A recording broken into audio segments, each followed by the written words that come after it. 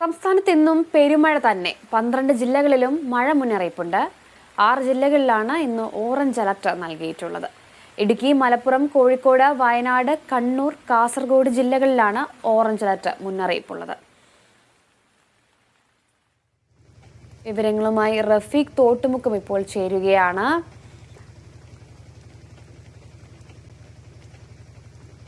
കോഴിക്കോട് നിന്നും റഫീഖ് തോട്ടുമുക്കം വിവരങ്ങളുമായി നമ്മളോടൊപ്പം ചേരുകയാണ്. റഫീഖ്, എങ്ങനെയാണ് ഈ കോഴിക്കോട്ടെ ഒരു സാഹചര്യം? ഏത് രീതിയിലാണ് മഴ അവിടെ തുടരുന്നത്? എന്താണ് മറ്റ് വിശദാംശങ്ങൾ? അനുജ, ഇന്ന് പതിവ് പോലെ രാവിലെ മുതൽ നല്ല ശക്തമായ മഴ തന്നെയാണ് കോഴിക്കോട് ജില്ലയിലും മലയോര മേഖലകളും ഉള്ളത്. മലയോര മേഖലയിൽ ആദ്യം പറയാനുള്ളത്, കഴിഞ്ഞ ദിവസം 2 ദിവസം മുൻപ് പുഴയിൽ കാണാതായ ആളുകൾക്ക് വേണ്ടിയിട്ടുള്ള തെരച്ചിൽ ഇന്നും പുനരാരംഭിക്കേണ്ടതുണ്ട്. 2 ദിവസമായിട്ടും അയാളെ കണ്ടെത്താൻ പറ്റിയിട്ടില്ല എന്നുള്ള ഒരു ദുഃഖവാർത്ത തന്നെയാണ് നമുക്ക് ആദ്യം പറയാനുള്ളത്. രണ്ടാമത്, മലയോര മേഖലയിൽ ശക്തമായ മഴയിൽ ഇരുവഴിഞ്ഞിപ്പുഴയെ അടക്കമുള്ള പുഴകളിൽ നേരിയ തോതിലുള്ള വെള്ളം വർദ്ധിക്കുന്നുണ്ട്. അതുപോലെ കാരശ്ശേരി പഞ്ചായത്തിലെ വല്ലത്തൈപ്പാറ പാലം ഇപ്പോൾ വെള്ളത്തിൽ മൂടിയത് കൊണ്ട് ആ വഴിയുള്ള യാത്ര ഇപ്പം ഗതാഗത തടസ്സം ഉണ്ടായിട്ടുണ്ട്. അതുപോലെ കോടഞ്ചേരി പഞ്ചായത്തിൽ, ഈ മലയോര മേഖലയിലെ ഉരുൾപൊട്ടൽ സാധ്യതയുള്ള നിരവധി പഞ്ചായത്തുകളിൽ ഒന്നാണ് കോടഞ്ചേരി പഞ്ചായത്ത്. ആ പഞ്ചായത്തിലെ ഒരു ആദിവാസി കോളനി, അതായത് വെണ്ടേക്കുംപോയിൽ എന്ന് പറയുന്ന ആദിവാസി കോളനിയിലെ 18ഓളം കുടുംബങ്ങളെ ഇപ്പം മാറ്റി പാർപ്പിച്ചിട്ടുണ്ടെന്ന് പ്രസിഡന്റ് നമ്മളോട് പറയുകയുണ്ടായിട്ടുണ്ട്. അതുപോലെ കൂടരഞ്ഞി പഞ്ചായത്തിലും അതിനുള്ള എല്ലാ സജ്ജീകരണങ്ങളും റെഡിയാക്കിയിട്ടുണ്ടെന്ന് അവിടുത്തെ പ്രസിഡന്റും നമ്മളോട് പറഞ്ഞിട്ടുണ്ട്. അങ്ങനെ മലയോര മേഖലയിൽ നിലവിൽ വേറെ അനിഷ്ട സംഭവങ്ങളൊന്നും ഉണ്ടായിട്ടില്ല. നിലവിൽ കനത്ത മഴ തുടരുകയാണ്. ഈ ദുരിതാശ്വാസ ക്യാമ്പുകളൊക്കെ പ്രവർത്തനം ആരംഭിച്ചിട്ടുണ്ടോ? അങ്ങനെയുള്ള ഇതെല്ലാം തുടങ്ങിയിട്ടുണ്ടോ? ഇപ്പോ അതായത് കോഴിക്കോടിന്റെ കിഴക്കൻ മലയോര മേഖലയിലെ തിരുവമ്പാടി, കൂടരഞ്ഞി, കോടഞ്ചേരി തുടങ്ങിയ പഞ്ചായത്തുകളിലാണ് ഏറ്റവും കൂടുതൽ ഉരുൾപൊട്ടൽ സാധ്യതയുള്ള സ്ഥലങ്ങൾ. ഇവിടെയാണ് സാധാരണ ക്യാമ്പുകൾ ഉണ്ടാവാറുള്ളത്. ഇപ്പോൾ നിലവിൽ ആദ്യം ദുരിതാശ്വാസ ക്യാമ്പുകൾ തുടങ്ങിയത് ഇപ്പോൾ കോടഞ്ചേരി പഞ്ചായത്തിൽ മാത്രമാണ് ക്യാമ്പുകളായിട്ട് തുടങ്ങിയത്. അതുപോലെ കുടുംബങ്ങളെ മാറ്റി പാർപ്പിച്ചിട്ടുള്ളത് അത് കോടഞ്ചേരി പഞ്ചായത്തിലെ വിവിധ സ്കൂളുകളിലേക്കും ഒക്കെയാണ് മാറ്റിയിട്ടുള്ളത്. ഇപ്പോൾ നിലവിൽ 18ഓളം ആദിവാസി കുടുംബങ്ങളെ കോടഞ്ചേരി പഞ്ചായത്തിൽ മാറ്റിയിട്ടുണ്ട്. മൊത്തത്തിൽ ഉരുൾപൊട്ടൽ സാധ്യതയുള്ള സ്ഥലങ്ങളിൽ നിന്നൊക്കെ എല്ലാ സജ്ജീകരണങ്ങളും തയ്യാറാണ്. കാണാതായ ആളെ കണ്ടെത്താനുള്ള ഈ പ്രവർത്തനങ്ങളൊക്കെ നടക്കുന്നുണ്ടോ? എങ്ങനെയാണ് അതിന്റെ ഒരു അവസ്ഥ? 2 ദിവസം മുൻപാണ് ഈ കൊടിയത്തൂർ തെയ്യത്ത് കടവില് കുളിക്കാനിറങ്ങിയ ഒരു 64 വയസ്സുള്ള ഹുസൻകുട്ടി എന്ന് പറഞ്ഞ ആളെ കാണാതായത്. അന്ന് മുതൽ തന്നെ നാട്ടുകാരും ഫയർഫോഴ്സും അതുപോലെ NDRF ഒക്കെ ഉള്ള യൂണിറ്റുകളൊക്കെ തെരച്ചിൽ ആരംഭിച്ചിരുന്നു. കോഴിക്കോട് നിന്നും മുങ്ങൽ വിദഗ്ധരടക്കമുള്ള ആളുകൾ ഉള്ള തെരച്ചിൽ ആരംഭിച്ചിരുന്നു. പക്ഷേ പ്രതികൂല കാലാവസ്ഥയും നല്ല അടിയൊഴുക്കും കാരണം ഇതുവരെ ഒന്നും പ്രത്യേകിച്ച് പുരോഗതി ഒന്നും ഉണ്ടായിട്ടില്ല. എന്നാൽ ഇന്നും NDRFന്റെ 2 യൂണിറ്റും ഫയർഫോഴ്സിന്റെ 2 യൂണിറ്റ്, അതുപോലെ സന്നദ്ധ പ്രവർത്തകര്, നാട്ടുകാര് തുടങ്ങിയ ആളുകളുടെ നേതൃത്വത്തിൽ ഇന്നും തെരച്ചിൽ ആരംഭിക്കുകയാണ്. ശരി, വ്യക്തമാണ് റഫീഖ്. കോഴിക്കോട് ജില്ലയിൽ മഴ ശക്തമായി തന്നെ തുടരുകയാണ്. ഓറഞ്ച് അലർട്ട് പ്രഖ്യാപിച്ചിട്ടുള്ള ജില്ലയാണിത്. എന്തായാലും വലിയ രീതിയിലുള്ള മുൻകരുതലുകൾ എടുത്തിട്ടുണ്ട്. പഞ്ചായത്ത് തലത്തിലൊക്കെ ദുരിതാശ്വാസ ക്യാമ്പുകളൊക്കെ പ്രവർത്തനം ആരംഭിച്ചിട്ടുണ്ടെന്നാണ് റഫീഖ് തോട്ടുമുക്കം നമുക്ക് നൽകിയിട്ടുള്ള വിവരം. ഇപ്പോൾ കണ്ണൂരിൽ നിന്നും വാർത്തയുടെ വിശദാംശങ്ങളുമായി മധു ചേരുകയാണ്. മധു, എങ്ങനെയാണ് കണ്ണൂരിലെ ഒരു സാഹചര്യം? നമുക്കറിയാം, ഓറഞ്ച് അലർട്ട് പ്രഖ്യാപിച്ചിട്ടുണ്ട്. അതുപോലെ തന്നെ നല്ല രീതിയിൽ മഴ പെയ്യുന്നു. ഈ താഴ്ന്ന പ്രദേശങ്ങളിലൊക്കെ എങ്ങനെയാണ് ഈ മഴയുടെ ഒരു ഗതി? എന്താണ് വിശദാംശങ്ങൾ? അനുജ, കോഴിക്കോട് ജില്ലയിൽ നിന്നുള്ള റിപ്പോർട്ട് പോലെ തന്നെ കണ്ണൂരിലും കനത്ത മഴയാണ് തുടർന്നുകൊണ്ടിരിക്കുന്നത്.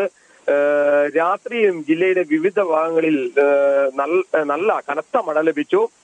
അതുപോലെ തന്നെ താഴ്ന്ന പ്രദേശങ്ങളെല്ലാം വെള്ളത്തിനടിയിലായ നിലയിലാണ് ഇപ്പോൾ ഉള്ളത്. ഇപ്പോഴും തീരദേശ പ്രദേശങ്ങളിൽ കനത്ത കാറ്റ് ഉണ്ടെന്നാണ് നമുക്കറിയാൻ കഴിയുന്നത്. ഒപ്പം തന്നെ കനത്ത മഴയും പെയ്തുകൊണ്ടിരിക്കുകയാണ്.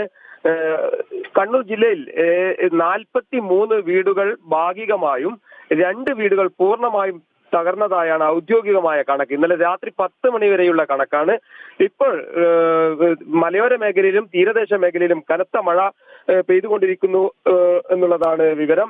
അതുകൊണ്ട് തന്നെ അതീവ ജാഗ്രത പുലർത്താൻ തീരദേശ പ്രദേശത്തുള്ളവർക്കും അതുപോലെ തന്നെ മലയോര മേഖലയിലുള്ളവർക്കും വാഹന യാത്രക്കാർക്കും ഒക്കെ ജില്ലാ ഭരണകൂടം നിർദ്ദേശം നൽകിയിട്ടുണ്ട്. കണ്ണൂർ കോർപ്പറേഷനിൽ ഒരു ദുരിതാശ്വാസ ക്യാമ്പ് തുറന്നിട്ടുണ്ട്. ദേശീയപാത നിർമ്മാണവുമായി ബന്ധപ്പെട്ട പ്രവൃത്തികൾ നടക്കുന്ന പ്രദേശങ്ങളിലെ കുടുംബങ്ങളാണ് ഏറെ ദുരിതത്തിലായിട്ടുള്ളത്. ഇത്തരം പ്രദേശങ്ങളിലെ വീടുകളിൽ വെള്ളവും ചെളിയും നിറഞ്ഞിരിക്കുകയാണ്. എടക്കാട് മുഴപ്പിലങ്ങാട് എന്ന പഞ്ചായത്തിലെ 15ഓളം വീടുകളിൽ ഇന്നലെ രാത്രിയോടെ വെള്ളം കയറി. അശാസ്ത്രീയമായ റോഡ് നിർമ്മാണമാണ് വീടുകളിലേക്ക് വെള്ളം കയറാൻ കാരണമെന്നാരോപിച്ച് നാട്ടുകാർ ദേശീയപാത ഉപരോധിക്കാൻ തയ്യാറെടുത്ത് വന്നിരുന്നു. എന്നാൽ എടക്കാട് പോലീസും അതുപോലെ തന്നെ മറ്റ് ജനപ്രതിനിധികളും കാര്യങ്ങൾ ബോധ്യപ്പെടുത്തുകയും അതിന്റെ അടിസ്ഥാനത്തിൽ ഇന്ന് രാവിലെ 10 മണിയോടെ ദേശീയപാത അധികാരികൾ സ്ഥലം സന്ദർശിക്കാമെന്നും ആവശ്യമായ നടപടികൾ എടുക്കാമെന്നും ഉറപ്പിന്മേൽ നാട്ടുകാർ പിരിഞ്ഞു പോവുകയായിരുന്നു. അത് ഇന്ന് രാവിലെ 10 മണിയോടെ ദേശീയപാത അധികാരികൾ സ്ഥലം സന്ദർശിക്കും എന്നാണ് അറിയുന്നത്. അതുപോലെ തന്നെ ദേശീയപാത വികസനം നടക്കുന്ന കണ്ണൂർ കോർപ്പറേഷൻ പരിധിയിലെ എളയാവൂർ സൗത്ത് എന്ന സ്ഥലത്ത് റോഡിന്റെ ഇരുവശങ്ങളിലും ഏതാണ്ട് 20 മീറ്റർ ഉയരത്തിലുള്ള ഭാഗം ഇടിഞ്ഞ് റോഡിലേക്ക് വന്നു. ഇപ്പോൾ റോഡ് ഏതാണ്ട് പൂർണ്ണമായും മൂടിയ നിലയിലാണ്. ഇപ്പൊ നിർമ്മാണത്തിൽ ഇരിക്കുന്ന റോഡാണ്. ദേശീയപാത വികസനവുമായി ബന്ധപ്പെട്ട് ബൈപ്പാസ് റോഡാണ്. അതുകൊണ്ട് തന്നെ വാഹന ഗതാഗതങ്ങൾക്കൊന്നും തടസ്സമില്ല. ഒപ്പം കണ്ണൂർ തീരദേശ മേഖലയായ അഴീക്കോട്, ധർമ്മടം, മുഴപ്പിലങ്ങാട്, തലശ്ശേരി, തലായി എന്നീ ഭാഗങ്ങളിലെല്ലാം കടൽ ക്ഷോഭം രൂക്ഷമാണ് എന്നതാണ് നമുക്ക് അറിയാൻ കഴിയുന്നത്. ഒപ്പം തന്നെ ഇന്നലെ ഏതാനും വാഹനങ്ങൾക്കും കേടുപാടുകൾ സംഭവിച്ചു. മരങ്ങളും തെങ്ങുകളും കടപുഴകി വാഹനങ്ങൾക്ക് മുകളിൽ വീണതാണ് ഇത്തരം അപകടങ്ങൾക്ക് കാരണം. ഇത്തരം സംഭവങ്ങളിലെല്ലാം ഏതാണ്ട് 19 പേർക്ക് പരിക്ക് പറ്റിയെന്നാണ് ഔദ്യോഗികമായ കണക്ക്. മറ്റ് ഏതാണ്ട് കണ്ണൂർ ജില്ലയിൽ ഏതാണ്ട് എത്ര രൂപയുടെ നാശനഷ്ടം സംഭവിച്ചു എന്നതിന്റെ യഥാർത്ഥ കണക്ക് വ്യക്തമായിട്ടില്ല. അത് റവന്യൂ വകുപ്പ് തിട്ടപ്പെടുത്തി വരുന്നതേയുള്ളൂ. എന്തായാലും കനത്ത മഴ തന്നെയാണ് ഇപ്പോൾ ജില്ലയിലെ വിവിധ ഭാഗങ്ങളിൽ തുറന്നുകൊണ്ടിരിക്കുന്നത്. അനുജ, അതുപോലെ തന്നെ ഈ തകർന്ന വീടുകളിലുള്ളവരെയൊക്കെ സുരക്ഷിതമായ സ്ഥലങ്ങളിലേക്ക് മാറ്റി പാർപ്പിച്ചിട്ടുണ്ടോ? എങ്ങനെയാണ് അതിന്റെയൊക്കെ വിശദാംശങ്ങൾ? അനുജ, ഏതാണ്ട് ജില്ലയിലെ വിവിധ പ്രദേശങ്ങളിൽ ആയാണ് ഈ 43 വീടുകൾ തകർന്നിട്ടുള്ളത്. ഒരു സ്ഥലത്ത് കേന്ദ്രീകരിച്ചില്ല. അതുകൊണ്ട് തന്നെ ഇത്തരം വീടുകളിലെ ആൾക്കാരെ ബന്ധു വീടുകളിലാണ് ഇപ്പോൾ മാറ്റി പാർപ്പിച്ചിരിക്കുന്നത്. ചില കുടുംബങ്ങൾ അവിടെ തന്നെ താമസിച്ചു വരുന്നുണ്ട്. സ്ത്രീകളും കുട്ടികളും ഉൾപ്പെടെയുള്ളവരെ മറ്റ് ബന്ധു വീടുകളിലേക്ക് മാറ്റിയിരിക്കുകയാണ്. അല്ലാതെ ദുരിതാശ്വാസ ക്യാമ്പോ അത്തരത്തിലുള്ള ക്യാമ്പുകളോ എവിടെയും ആരംഭിച്ചിട്ടില്ല. കണ്ണൂർ കോർപ്പറേഷൻ അല്ലാതെ മറ്റ് പ്രദേശങ്ങളിലൊന്നും ദുരിതാശ്വാസ ക്യാമ്പുകൾ ആരംഭിച്ചില്ല. കുടുംബങ്ങളെ ബന്ധു വീടുകളിലേക്കാണ് മാറ്റിയിരിക്കുന്നത്. അതുപോലെ തന്നെ സ്ഥിരമായിട്ട് വെള്ളം കയറുന്ന പ്രദേശങ്ങളല്ലാതെ, അതായത് കനത്ത മഴയിൽ ഇപ്പോൾ ഇത്തവണ നമുക്കറിയാം സ്ഥിരം മഴക്കാലത്ത് വെള്ളം കയറുന്ന പ്രദേശങ്ങളുണ്ട്. അങ്ങനെ അല്ലാതെ ഇത്തവണ ഈ മഴയിൽ കൂടുതൽ സ്ഥലങ്ങളിലൊക്കെ വെള്ളം കയറുന്ന സാഹചര്യമൊക്കെ ഉണ്ടായിട്ടുണ്ടോ? അരിജ, നമ്മൾ ഈ മഴ ഉണ്ടായ ദിവസങ്ങളിലെല്ലാം പല പ്രദേശങ്ങളിലും വാർത്ത റിപ്പോർട്ട് ചെയ്യാൻ പോയിരുന്നു. അവിടെയൊക്കെ കാണാൻ കഴിയുന്നത് വീടുകൾ നിർമ്മിക്കുമ്പോൾ തന്നെ ആവശ്യമായ ഡ്രൈനേജ് സംവിധാനം ഏർപ്പെടുത്താതാണ് പ്രധാന വിഷയം. അത് നമ്മൾ ഏതാണ്ട് 10-45 പ്രദേശങ്ങളിൽ ഈ ഒരു 2-3 ദിവസങ്ങളിലായി സന്ദർശനം നടത്തിയതാണ്. ഇവിടെയെല്ലാം കാണാൻ കഴിയും നമുക്ക് ദൃശ്യമാകുന്ന പ്രധാന കാരണം, ഈ വെള്ളക്കെട്ടിനൊക്കെ പ്രധാന കാരണം ഡ്രൈനേജിന്റെ അപാകതയാണ്. ഒരു വീട്ടുകാർ വീടെടുക്കുമ്പോൾ ആവശ്യമായ ഡ്രൈനേജ് നിർമ്മിക്കണമെന്ന് പഞ്ചായത്തിൽ നിയമങ്ങൾ ഉണ്ടെങ്കിലും പക്ഷെ അത് കൃത്യമായി പാലിക്കാൻ തയ്യാറില്ല. പേരിന് മാത്രം ഇപ്പൊ എടുത്തു പറഞ്ഞാൽ ഒരു 5 മീറ്റർ വിട്ടിട്ടാണ് വീട് നിർമ്മിക്കണമെങ്കിൽ അത് ചുരുക്കി 4 അല്ല 4.5 ആയി ചുരുക്കുന്ന ഒരു പ്രവണത വർദ്ധിക്കുന്നുണ്ട്. അത്തരം കെടുകാര്യസ്ഥ തന്നെയാണ് ഇത്തരം വെള്ളക്കെട്ടിനും അതുപോലെ തന്നെ വെള്ളം കയറാനും പലയിടങ്ങളിലും കാരണമെന്നാണ് ഞങ്ങൾ മനസ്സിലാക്കുന്നത്. ശരി, വ്യക്തമാണ്. ഇപ്പോൾ CK മധുവാണ് നമുക്ക് കണ്ണൂരിൽ നിന്നുമുള്ള മഴയുടെ വിവരങ്ങൾ നൽകിയത്. ഇപ്പോൾ വീണ്ടും നമ്മൾ റിയാസ് KMRലേക്ക് പോവുകയാണ്. കോഴിക്കോട് നിന്നും റിയാസ് ചേരുകയാണ്. റിയാസ്, എങ്ങനെയാണ് കോഴിക്കോട് ഈ മഴയുടെ ഒരു അവസ്ഥയൊക്കെ? നല്ല ശക്തമായ രീതിയിൽ പെയ്യുന്നുണ്ടെന്നാണ് മനസ്സിലാക്കുന്നത്. എന്താണ് വിശദാംശങ്ങൾ? അനുജ, തീർച്ചയായും കോഴിക്കോട് ജില്ലയിൽ ഇന്നും കനത്ത മഴ തുടരുകയാണ്. കൂടുതൽ ദുരിതാശ്വാസ ക്യാമ്പുകൾ തുറന്നു എന്നുള്ളതാണ്. ഏകദേശം 50-ലധികം കുടുംബങ്ങളെ 3 ക്യാമ്പുകളിലായി കോഴിക്കോട് ജില്ലയുടെ വിവിധ ഭാഗങ്ങളിൽ പ്രവേശിപ്പിച്ചിട്ടുണ്ട്. ഇന്ന് രാവിലെ പോലും 18 കുടുംബങ്ങളെയാണ് മാറ്റിപ്പാർപ്പിച്ചത്. അതായത് ഉരുൾപൊട്ടൽ ഭീഷണി നിലനിൽക്കുന്ന കോടഞ്ചേരി പഞ്ചായത്തിലെ വെണ്ടേക്കുംപോയിൽ ആദിവാസി കോളനിയിലെ കുടുംബങ്ങളെയാണ് ഇന്ന് രാവിലെ മാറ്റിപ്പാർപ്പിച്ചത്. ഇന്നലെ രാത്രി 2 ദുരിതാശ്വാസ ക്യാമ്പുകൾ ജില്ലാ ഭരണകൂടം ഇടപെട്ട് തുറന്നിരുന്നു. കോടഞ്ചേരി ഗ്രാമപഞ്ചായത്തിലെ വെണ്ടക്കാംപോയിൽ എസ് കോളനിയിലെ 26 കുടുംബങ്ങളെ ചെമ്പുകടവ് ഗവൺമെന്റ് UP സ്കൂളിൽ ക്യാമ്പ് തുറക്കുകയും അവിടത്തേക്ക് മാറ്റുകയും ചെയ്തിട്ടുണ്ട്. മറ്റൊന്ന് കോഴിക്കോട് താലൂക്കിലെ പന്നിയങ്കര വില്ലേജിൽ കപ്പക്കൽ ബീച്ചിനടുത്താണ്. അവിടെ മണ്ണാടത്ത് പറമ്പ്, പണ്ടാരത്ത് വളപ്പ്, KP ഹൗസ് തുടങ്ങിയ ഇടങ്ങളിൽ താമസിക്കുന്ന കുടുംബങ്ങളിലെ 8 പേരെ തൊട്ടടുത്തുള്ള കപ്പക്കൽ സ്കൂളിലേക്കും മാറ്റി പാർപ്പിച്ചു. അങ്ങനെ 26ഉം 8ഉം ഒപ്പം തന്നെ 18ഉം അങ്ങനെ 50ലധികം കുടുംബങ്ങളെ മാറ്റി പാർപ്പിച്ചിട്ടുണ്ട്. കോഴിക്കോട് ജില്ലയിൽ വിവിധ വില്ലേജുകളിലായി 18 വീടുകളാണ് കനത്ത മഴയിൽ ഭാഗികമായി തകർന്നത്. അതിൽ തന്നെ പെരുമണ്ണ, ഫറോക്ക്, നഗരം ഒപ്പം തന്നെ മാവൂർ വില്ലേജുകൾ എന്നിവിടങ്ങളിൽ 2 വീടുകൾ വീതമാണ് തകർന്നത്. ഒപ്പം തന്നെ എലത്തൂർ, കുന്ദമംഗലം, കക്കോടി, മാവൂർ, ചെലവൂർ, വേങ്ങേരി, ഒളവണ്ണ, കാക്കൂർ, ചേളന്നൂർ, കരുവൻതുരുത്തി വില്ലേജുകളിൽ ഓരോ വീട് വീതവും തകരുന്ന ഒരു സാഹചര്യം ഉണ്ടായി. മാത്രമല്ല പേരാമ്പ്രയിലെ കായണ്ണ വില്ലേജ് കരികണ്ടൻപാറ ചെമ്പ്ര റോഡിലേക്ക് സ്വകാര്യ വ്യക്തിയുടെ സ്ഥലത്ത് നിന്ന് മണ്ണിടിഞ്ഞ് വീണ് ഗതാഗതം തടസ്സപ്പെടുന്ന ഒരു സാഹചര്യം ഉണ്ടായിരുന്നു. പാലരി വില്ലേജിൽ കിണർ ഇടിഞ്ഞു താഴുന്ന ഒരു സാഹചര്യം. വാഴയിൽ അമ്മാളുവിന്റെ വീട്ടുമുറ്റത്തെ കിണറാണ് ഈ പാലരി വില്ലേജിൽ തകർന്നത്. കൂടാതെ പാലേരി, അത്തോളി, നടുവണ്ണൂർ, കൂരാച്ചുണ്ട്, ചെറുവണ്ണൂർ, ചക്കിട്ടപ്പാറ, പന്തലായനി, ഉള്ളിയേരി എന്നീ വില്ലേജുകളിൽ ഓരോ വീടുകൾക്ക് ഭാഗികമായി നാശനഷ്ടം സംഭവിക്കുന്ന ഒരു സ്ഥിതിയുമുണ്ടായി. അതിനു പുറമെ തന്നെ റോഡുകൾ തകരുന്ന ഒരു സാഹചര്യം, നിരവധി മരങ്ങൾ കടപുഴകുന്ന ഒരു സാഹചര്യം, വൈദ്യുതി തടസ്സപ്പെടുന്ന ഒരു സാഹചര്യം, മണിക്കൂറുകളോളം വൈദ്യുതി ഇല്ലാതെ പൊതുജനങ്ങൾക്ക് കഴിയേണ്ടി വരുന്ന ഒരു സ്ഥിതി. അതൊക്കെ ശരിയാക്കാൻ KSEB അധികൃതരും നന്നേ പണിപ്പെടുന്ന ഒരു കാഴ്ചയും നമുക്ക് ഈ മഴയിൽ കാണാൻ സാധിക്കുന്നുണ്ട്. ഒപ്പം കടൽക്ഷോഭം, നമ്മൾ ഇന്നലെ കൃത്യമായി ഗോദീശ്വരത്ത് പോയി അതിന്റെ ദുരിതം നേരിട്ട് പ്രേക്ഷകർക്ക് മുൻപിൽ നമ്മൾ എത്തിച്ചതാണ്. ഗോദീശ്വരത്തും ഒപ്പം കോതി തുടങ്ങിയ സ്ഥലങ്ങളിൽ, അതായത് തീരദേശ പ്രദേശങ്ങളിലെ ജനങ്ങൾ ഒരു കടലിന് സുരക്ഷാ ഭിത്തി ഇല്ലാത്തത് കാരണം നേരിടുന്ന ദുരിതം നമ്മൾ ഇന്നലെ നേരിട്ട് എത്തിച്ചതാണ്. അത് ഇന്നും ആ ഒരു ഭീഷണി തുടരുന്നു. വീടുകളിൽ രാത്രി അന്തിയുറങ്ങാനാവാത്ത വിധം കടൽ തിരമാലകൾ വീടുകളിലേക്ക് കയറി അടിച്ചു വരുന്ന ഒരു സാഹചര്യം, അത്രയും ഒരു ആശങ്കാകുലമായ ഒരു സാഹചര്യമാണ് ഈ മഴക്കാലത്ത് ഇപ്പോഴും കോഴിക്കോട് മഴ തുടരുമ്പോൾ ഈ ജില്ലയിലുള്ളത്. റിയാസ് ഇപ്പൊ പറയുന്നത് ആശങ്ക ഉണ്ടാക്കുന്ന ഒരു സാഹചര്യം തന്നെയാണെന്നാണ് അല്ലെ? അതായത് പരിഭ്രാന്തി ഉണ്ട് ആളുകൾക്ക്. ഈ മഴ ഇങ്ങനെ തുടരുന്നത് കൊണ്ട്, കുറവില്ലാത്തത് കൊണ്ട് ശക്തി പ്രാപിക്കുകയാണ് മഴ. അപ്പോൾ അതുകൊണ്ട് തന്നെ കനത്ത മഴയാണിത്. പരിഭ്രാന്തി ഉണ്ടാക്കുന്ന ഒരു സാഹചര്യമൊക്കെ ഉണ്ടോ ജില്ലയില്? ആശങ്ക നിലനിൽക്കുന്നുണ്ട്. എന്നാൽ ആരും തന്നെ പരിഭ്രാന്തിപ്പെടേണ്ട ഒരു സാഹചര്യമല്ല. ജാഗ്രതയാണ് അനിവാര്യം എന്നുള്ളതാണ് നമുക്കും ഒപ്പം തന്നെ അധികൃതർക്കും പറയാനുള്ളത്. കാരണം ഇത്തരമൊരു സാഹചര്യങ്ങൾ വരുമ്പോൾ ഇപ്പോൾ കോഴിക്കോട് ജില്ലയിൽ 3 ദുരിതാശ്വാസ ക്യാമ്പുകൾ തുറന്നു. അതുപോലെ തന്നെ ഉള്ള സംവിധാനങ്ങളെ ആശ്രയിക്കാൻ പൊതുജനങ്ങൾ തയ്യാറാകണം എന്നൊരു മുന്നറിയിപ്പും അധികൃതരുടെ ഭാഗത്തു നിന്നും, പ്രത്യേകിച്ച് വില്ലേജ് ഓഫീസർമാരുടെ ഭാഗത്തു നിന്നും എല്ലാം ഉണ്ട്. കാരണം ഈ കടൽക്ഷോഭമായാലും കനത്ത മഴയായാലും വെള്ളക്കെട്ടായാലും വരുന്ന സാഹചര്യത്തിൽ സ്വന്തം വീടുകളിൽ നിന്ന് മാറി നിൽക്കേണ്ടി വന്നാൽ അതിന് തയ്യാറായി ദുരിതാശ്വാസ ക്യാമ്പുകളിലേക്ക് പോകേണ്ടുന്ന ഒരു അവസ്ഥയിലേക്ക് ജനങ്ങൾ തയ്യാറാകണം എന്നുള്ള ഒരു മുന്നറിയിപ്പാണ് അധികൃതർക്ക് നൽകാനുള്ളത്. അതുകൊണ്ട് തന്നെ ആരും ഭയപ്പെടേണ്ട ഒരു സാഹചര്യമല്ല, ജാഗ്രതയോടുകൂടി പ്രവർത്തിക്കുക എന്നുള്ളതാണ്. എന്തായാലും മഴയ്ക്ക് ഒരല്പം ശമനം ഇന്നത്തെ ഈ രാവിലെ ഉണ്ടായിട്ടുണ്ട് എന്നുള്ളതാണ്. എങ്കിലും മഴ ഇടമുറിയാതെ പെയ്യുന്ന ഒരു സാഹചര്യം കൂടിയുണ്ട്. ഒരു അല്പം ശമനം മാത്രമാണ് ഇപ്പോഴുണ്ടായിരിക്കുന്നത്.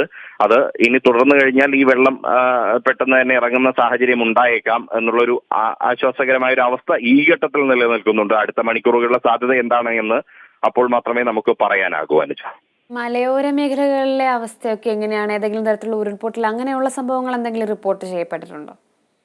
എന്തായാലും നിലവിൽ അത്തരത്തിലുള്ള കാര്യങ്ങളൊന്നും തന്നെ റിപ്പോർട്ട് ചെയ്യപ്പെട്ടിട്ടില്ല എന്നുള്ളതാണ്. അതേസമയം തന്നെ ഉരുൾപൊട്ടൽ സാധ്യതയുള്ള ഭാഗത്തു നിന്നാണ് പ്രധാനമായും കോടഞ്ചേരി വെണ്ടേക്കംപോയിൽ ആദിവാസി കോളനിയിലെ 18 കുടുംബങ്ങളെ ഇന്ന് മാറ്റിപ്പാർപ്പിച്ചത് ഉരുൾപൊട്ടൽ സാധ്യത കണക്കിലെടുത്താണ്. കൂടാതെ കോടഞ്ചേരിയിലെ തന്നെ വെണ്ടേക്കംപോയിലെ SC കോളനിയിലെ 26 കുടുംബങ്ങളെ ചെമ്പുകടവ് ഗവൺമെന്റ് UP സ്കൂൾ ക്യാമ്പിലേക്ക് ഇന്നലെ മാറ്റിപ്പാർപ്പിച്ചതിന്റെ ഒരു ഉദ്ദേശവും അത് തന്നെയാണ് എന്ന് നമുക്ക് വ്യക്തമാണ്. കാരണം അതിനു മുൻപ് ഇത്തരം ദുരന്തങ്ങൾ ഉണ്ടാകുന്നതിന് മുൻപ് തന്നെ കൃത്യമായ രീതിയിൽ ഉള്ള ഒരു മുന്നൊരുക്കം അധികൃതരുടെ ഭാഗത്തുനിന്നും ഉണ്ടാകുന്നുണ്ട് എന്നുള്ളത് ഏറെ ആശ്വാസകരമായ കാര്യമാണ്. ഇതുമായി പൊതുജനങ്ങൾ സഹകരിക്കണം. മലയോരത്ത് പ്രധാനമായും എടുത്തു പറയേണ്ട മറ്റൊരു കാര്യം, കാരശ്ശേരി പഞ്ചായത്തിലെ വല്ലത്തായിപ്പാറ പാലം ഈ മഴവെള്ളപ്പാച്ചിലിൽ മൂടിയിരിക്കുകയാണ്. അതുകൊണ്ട് തന്നെ ആ വഴിയുള്ള യാത്ര ഇപ്പോൾ ഒഴിവാക്കിയിട്ടുണ്ട്. മലയോര മേഖലയിൽ ഇപ്പോഴും മഴ തുടരുന്ന ഒരു സാഹചര്യമാണ്. കൊടിയത്തൂർ ഇരുവഴിഞ്ഞിയിൽ കാണാതായ ആൾക്ക് വേണ്ടി ഇപ്പോഴും ഈ തെരച്ചിൽ 3-ാം ദിവസവും തുടങ്ങുന്നുണ്ട്. മറ്റ് അനിഷ്ട സംഭവങ്ങളൊന്നും തന്നെ മലയോര മേഖലയിൽ നിന്നും നിലവിലെ സാഹചര്യത്തിൽ റിപ്പോർട്ട് ചെയ്യപ്പെട്ടിട്ടില്ല എന്നുള്ളത് ഏറെ ആശ്വാസകരമായ ഒരു കാര്യമായി നമുക്ക് ഈ ഘട്ടത്തിൽ പറയാൻ സാധിക്കും. ഏറ്റവും കൂടുതൽ മഴ ലഭിച്ചത് കക്കയത്താണ്, 1.57 സെന്റിമീറ്റർ. അതായത് ഇന്നലെ രാവിലെ 8:30 മുതൽ രാത്രി വരെയുള്ള കണക്കാണിത്. കോഴിക്കോട് നഗരത്തിൽ 55.5 മില്ലിമീറ്ററും വടകരയിൽ 66.5 മില്ലിമീറ്ററുമാണ്. വിലങ്ങാട് 150 മില്ലിമീറ്ററുമാണ് പെയ്തത് എന്നുള്ളതാണ്. ശരി റിയാസ്. ഇപ്പോൾ കോഴിക്കോട് നിന്നും റിയാസാണ് മഴയെ പറ്റിയുള്ള വിശദാംശങ്ങൾ നൽകിയത്. നമ്മളിപ്പോൾ പത്തനംതിട്ട ജില്ലയിലെ വിവരങ്ങൾ നൽകുവാൻ നമ്മളോടൊപ്പം നമ്മുടെ പത്തനംതിട്ട റിപ്പോർട്ടർ ബിനോയ് ചേരുകയാണ്. ബിനോയ്, എങ്ങനെയാണ് പത്തനംതിട്ട ജില്ലയിലെ ഒരു അവസ്ഥ? പ്രത്യേകിച്ച് ഡാമുകൾ ഉള്ളതാണ്, നമുക്കറിയാം. ജലനിരപ്പ് ഉയരുന്നതൊക്കെ ആളുകൾക്ക് ആശങ്ക ഉണ്ടാക്കുന്ന ഒരു സാഹചര്യം തന്നെ ആയിരിക്കും. എങ്ങനെയാണ് പത്തനംതിട്ട ജില്ലയിലെ ഒരു മഴയുടെ അവസ്ഥ? കേരളത്തിൽ ഏറ്റവും കൂടുതൽ മഴ പെയ്യുന്നതും വെള്ളക്കെട്ടുകൾ ഉണ്ടായിരിക്കുന്നതും പത്തനംതിട്ട ജില്ലയിലാണ്. അതേസമയം കൊല്ലം, തിരുവനന്തപുരം ജില്ലകളിൽ നിലവിൽ മഴ പെയ്യുന്നില്ല എന്ന് തന്നെ നമുക്ക് പറയാൻ കഴിയും. പത്തനംതിട്ട ജില്ലയിലെ പമ്പയാറിന്റെയും ഒപ്പം മണിമലയാറിന്റെയും തീരപ്രദേശങ്ങളിലുള്ള ഏകദേശം 200-ലധികം വീടുകളിലാണ് നിലവിൽ ഔദ്യോഗിക കണക്കനുസരിച്ച് വെള്ളം കയറിയതായി പറയുന്നത്. ഏകദേശം 300-ലധികം കുടുംബങ്ങളെ വിവിധ സ്ഥലങ്ങളിലേക്ക് മാറ്റി പാർപ്പിച്ചിട്ടുണ്ട്. പമ്പാ നദിയും ഒപ്പം മണിമലയാറും കരകവിഞ്ഞ് ഒഴുകുകയാണ്. സാധാരണഗതിയിലേക്കാൾ കൂടുതൽ ജലനിരപ്പ്, സാധാരണ മൺസൂൺ കാലത്ത് ജലനിരപ്പ് ഉയർന്നതിനേക്കാൾ വളരെയധികം ജലനിരപ്പ് ഉയർന്നിട്ടുണ്ട് എന്ന് തന്നെ നമുക്ക് പറയാൻ. ഒപ്പം കോഴഞ്ചേരി ഭാഗത്ത്, അതായത് തിരുവല്ല പത്തനംതിട്ട റൂട്ടിലെ കോഴഞ്ചേരി ഭാഗത്തെ റോഡുകളിൽ വെള്ളക്കെട്ടുകൾ രൂപാന്തരപ്പെട്ട് കഴിഞ്ഞിരിക്കുന്നു. ഇത് ഗതാഗതത്തെ കാര്യമായി ബാധിക്കുകയും ചെയ്യുന്നുണ്ട്. അതുപോലെ തന്നെ ഈ കഴിഞ്ഞ ദിവസം വെള്ളം കയറിയ തിരുമൂലപുരം ഭാഗത്ത് ഇപ്പോൾ കുറച്ച് വെള്ളം ഇറങ്ങി തുടങ്ങിയിട്ടുണ്ട്. അതേസമയം മറ്റു അപ്പർ കുട്ടനാട് മേഖലകളിലേക്ക് വെള്ളപ്പൊക്കത്തിന്റെ ഭീഷണിയുണ്ട് എന്ന് നമുക്ക് പറയാൻ കഴിയും. കാരണം പമ്പയാറ്റിലെ ജലനിരപ്പ് ഓരോ മണിക്കൂറിലും ഉയരുന്ന ഒരു സാഹചര്യം കൂടി ആയതുകൊണ്ട് തന്നെ ഇനി ഉള്ള ഭീഷണി അപ്പർ കുട്ടനാട് മേഖലയിലാണ്. അവിടെ ആളുകളെ മാറ്റി പാർപ്പിക്കുന്നതിന് വേണ്ടിയുള്ള ഒരുക്കങ്ങൾ തുടങ്ങിക്കഴിഞ്ഞിരിക്കുന്നു. കൂടുതൽ സ്കൂളുകൾ കണ്ടെത്തി അവിടേക്കാണ് ആളുകളെ ആദ്യഘട്ടത്തിൽ മാറ്റുന്നത്. ഒപ്പം തഹസീൽദാർ ഉൾപ്പെടെയുള്ളവർ വിവിധ സ്ഥലങ്ങളിലായി ക്യാമ്പ് ചെയ്ത് ഈ ദുരിതാശ്വാസ ക്യാമ്പുകളുടെ പ്രവർത്തനത്തെക്കുറിച്ച് വിലയിരുത്തുന്നുണ്ട്. ഡാമുകളിലെ ജലനിരപ്പ് ക്രമാതീതമായിട്ട് ഉയരുന്ന സാഹചര്യം അങ്ങനെ എന്തെങ്കിലും ഉണ്ടോ? ഡാമുകളിലെ, അതായത് പ്രധാനമായും നമുക്കുള്ളത് മണിയാർ, മൂഴിയാർ ഉൾപ്പെടെ, അത് മാത്രമല്ല ശബരിഗിരി പദ്ധതി പ്രദേശത്തെ ഡാമുകളാണ്. ഇവിടെ ജലനിരപ്പ് വൃഷ്ടി പ്രദേശങ്ങളിൽ കാര്യമായി മഴ കുറവാണ്. അതുകൊണ്ട് തന്നെ നേരത്തെ ഡാമിൽ ജലം കുറവായിരുന്നു. ഇപ്പോൾ അങ്ങനെ വലുതായിട്ട് ജലനിരപ്പ് ഉയരുന്നില്ല. അതേസമയം മലയോര മേഖലയിൽ കാര്യമായ മഴ പെയ്യുന്നുണ്ട്. അതുകൊണ്ടാണ് പമ്പയാറ്റിൽ ഇത്രയധികം ജലനിരപ്പ് ഉയരുന്നത് എന്നാണ് കണക്കാക്കപ്പെടുന്നത്. ഈ മലയോര മേഖലയിൽ ഇങ്ങനെ മഴ തുടരുകയാണെന്നുണ്ടെങ്കിൽ അപ്പർ കുട്ടനാട് മേഖലയിലേക്ക് കൂടുതൽ വെള്ളം എത്തും. അതേസമയം ഡാമുകൾ നിലവിൽ വെള്ളം കുറവായതുകൊണ്ട് തന്നെ ഒരു അത്തരത്തിൽ ഡാമുകൾ തുറക്കുന്ന ഒരു സാഹചര്യമോ ഒന്നും തന്നെ ഇല്ല. അതേസമയം ഇനി ഏതെങ്കിലും കാരണവശാൽ ജലനിരപ്പ് ഉയർന്നു കഴിഞ്ഞാൽ വൈദ്യുതി ഉൽപാദനം വർദ്ധിപ്പിച്ചുകൊണ്ട് ജലനിരപ്പ് നിയന്ത്രിക്കാനാണ് KSEBയുടെ തീരുമാനം. ശരി, വ്യക്തമാണ്. ഇപ്പോൾ പത്തനംതിട്ടയിൽ നിന്നും ഡി ബിനോയാണ് നമ്മൾക്ക് മഴയുടെ വിശദാംശങ്ങൾ നൽകിയത്. പത്തനംതിട്ടയിലും മഴ തുടരുകയാണ് എന്ന് തന്നെയാണ് മനസ്സിലാക്കുന്നത്. മണിമലയാറിലും പമ്പയാറിലും ഉൾപ്പെടെ ജലനിരപ്പ് ഉയർന്നിട്ടുണ്ടെന്നും നമുക്ക് മനസ്സിലാക്കാൻ സാധിക്കുന്നു. സംസ്ഥാനത്ത് മഴ അതിശക്തമായി തുടരുന്ന സാഹചര്യത്തിൽ 11 ജില്ലകളിൽ അവധി പ്രഖ്യാപിച്ചിട്ടുണ്ട്. കണ്ണൂർ, കാസർഗോഡ്, കോഴിക്കോട്, കോട്ടയം, കൊല്ലം, പാലക്കാട്, ഇടുക്കി, തൃശൂർ, ആലപ്പുഴ, പത്തനംതിട്ട, എറണാകുളം ജില്ലകളിലെ സ്കൂളുകൾക്കാണ് ഇന്ന് അവധി. പൊന്നാനി താലൂക്കിലും അവധി പ്രഖ്യാപിച്ചിട്ടുണ്ട്. പ്രൊഫഷണൽ കോളേജുകൾക്കുൾപ്പെടെയാണ് പൊന്നാനി താലൂക്കിൽ അവധി പ്രഖ്യാപിച്ചിട്ടുള്ളത്. MG സർവകലാശാല ഇന്നത്തെ എല്ലാ പരീക്ഷകളും മാറ്റിവെച്ചിട്ടുണ്ട്. അതേസമയം മറ്റ് സർവകലാശാലകളുടെ പരീക്ഷകൾക്കും PSC പരീക്ഷകൾക്കും മാറ്റമില്ല.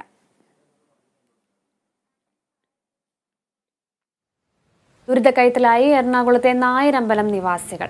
കടലാക്രമണത്തിൽ കിടപ്പാടം കൺമുന്നിൽ ഒലിച്ചു പോകുന്നത് നോക്കി നിൽക്കാനേ ഓരോ കാലവർഷത്തെയും നായരമ്പലം പ്രദേശവാസികൾക്ക് സാധിക്കാറുള്ളൂ. ചെല്ലാനത്ത് നടപ്പിലാക്കിയതുപോലുള്ള ടെട്രാപോഡ് സംവിധാനത്തിൽ കാര്യത്തിൽ 6 മാസത്തിനകം റിപ്പോർട്ട് തയ്യാറാക്കുമെന്നാണ് ഇവർക്ക് അധികാരികൾ നൽകിയിരിക്കുന്ന ഉറപ്പ്.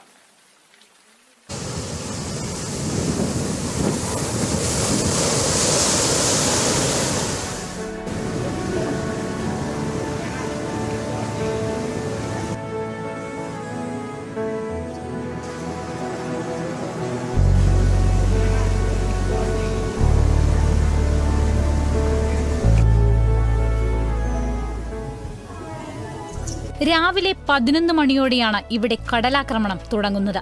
വെറും അരമണിക്കൂർ കൊണ്ടുതന്നെ ഇവിടങ്ങളിൽ മുഴുവൻ വെള്ളം നിറയും. നിൽക്കുന്ന പൂഴിമണ്ണിൽ വെള്ളം ചതിയൻ കുഴികളുണ്ടാക്കും. വഴികളെല്ലാം നിറച്ചതിന് ശേഷം വീടുകളിലേക്ക് കയറും. പൊറുതിമുട്ടി പലരും വീടൊഴിഞ്ഞുപോയി. ഇവിടെ വാട വെക്കാറുണ്ട് പഞ്ചായത്തിൽ നിന്ന് വന്ന ആൾക്കാർ. അത് ഒരു ദിവസം വെച്ച് കഴിഞ്ഞാൽ അപ്പം തന്നെ ആ 2-3 മണിക്കൂർ കഴിയുമ്പോൾ തന്നെ ആ വാട പോവും, വെള്ളം കയറിയത് പോവും. അപ്പോൾ ഇപ്പോൾ വാട വെക്കാനില്ല, അങ്ങനെ കിടക്കുകയാണ്. ഇപ്പം തന്നെ എന്ന് പറഞ്ഞാൽ ഈ അവസ്ഥയിലെന്ന് പറഞ്ഞാൽ ഞങ്ങൾക്കിപ്പോൾ ഒരു കുടിക്കണമെങ്കിൽ വെള്ളം എടുക്കാൻ തന്നെ ഒരു പറ്റാത്തൊരവസ്ഥയാണ്. പൈപ്പ് വരെയും കാണാനില്ല, താഴെയിലാണ് പൈപ്പൊക്കെ. ഇക്കാണുന്ന വെള്ളം സർവ്വമാലിന്യവും കൂടിക്കലർന്ന മിശ്രിതമാണ്. സാംക്രമിക രോഗങ്ങളുടെ കാരണം കൂടിയാകും ഈ വെള്ളക്കെട്ട്. താൽക്കാലിക സംവിധാനങ്ങൾ ഒരുക്കുന്നതല്ലാതെ നായരമ്പലം വെളിയത്താംപറമ്പിലേക്ക് ഒരു ആശ്വാസവാക്കുപോലും കടന്നു ചെല്ലാറില്ല.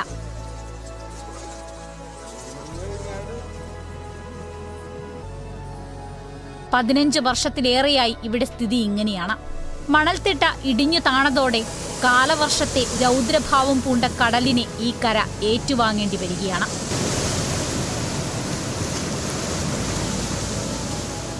നാല് മുറിയിൽ നിന്ന് അറിഞ്ഞിടയ്ക്കാണ്. ഇപ്പം 6 മുറിയിൽ നിന്ന് അറിഞ്ഞിട്ടുണ്ട്. എവിടെ താമസിക്കുന്നത്?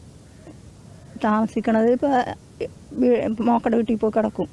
ഞങ്ങളുടെ വീടുകളിലൊക്കെ വീട്ടു സാധനങ്ങളൊക്കെ കട്ടിലിന്റെ മുകളിലും മേശയുടെ മുകളിലൊക്കെ ആക്കി വെച്ചേക്കുന്നതാണ്. കാരണം എപ്പോൾ വേണമെങ്കിലും വെള്ളം കയറാം. അതാണ് ഞങ്ങളുടെ അവസ്ഥ. പ്രശ്നത്തിന് പരിഹാരം കാണണമെന്നാവശ്യപ്പെട്ട് ആക്ഷൻ കൗൺസിലിന്റെ നേതൃത്വത്തിൽ റോഡ് ഉപരോധിച്ച് സമരങ്ങൾ നടത്തി. ഇതോടെ കളക്ടർ സമരക്കാരെ ചർച്ചയ്ക്ക് വിളിച്ചു. 2 ആഴ്ചയ്ക്കുള്ളിൽ 50 ലക്ഷം രൂപയുടെ ജിയോ ബാഗ് സംവിധാനം ഏർപ്പെടുത്തുമെന്നാണ് അധികൃതരുടെ ഉറപ്പ്. മാത്രമല്ല 6 മാസത്തിനുള്ളിൽ ടെട്രാപോഡ് സ്ഥാപിക്കുന്നത് സംബന്ധിച്ച് പഠനം നടത്തി റിപ്പോർട്ട് സമർപ്പിക്കും. അതേസമയം 15 ദിവസത്തിനുള്ളിൽ ജിയോ ബാഗ് ഇട്ടില്ലെങ്കിൽ സമരം ശക്തിപ്പെടുത്തുമെന്നാണ് ആക്ഷൻ കൗൺസിലിന്റെ തീരുമാനം. ഇക്കാലം അത്രയും അനുഭവിച്ച ദുരിതത്തിന് അന്ത്യമുണ്ടാകുമെന്ന പ്രതീക്ഷയിലാണ് ഇവിടുത്തെ മത്സ്യത്തൊഴിലാളികളായ കുടുംബങ്ങൾ ഓരോ രാവും പകലും തള്ളി നീക്കുന്നത്.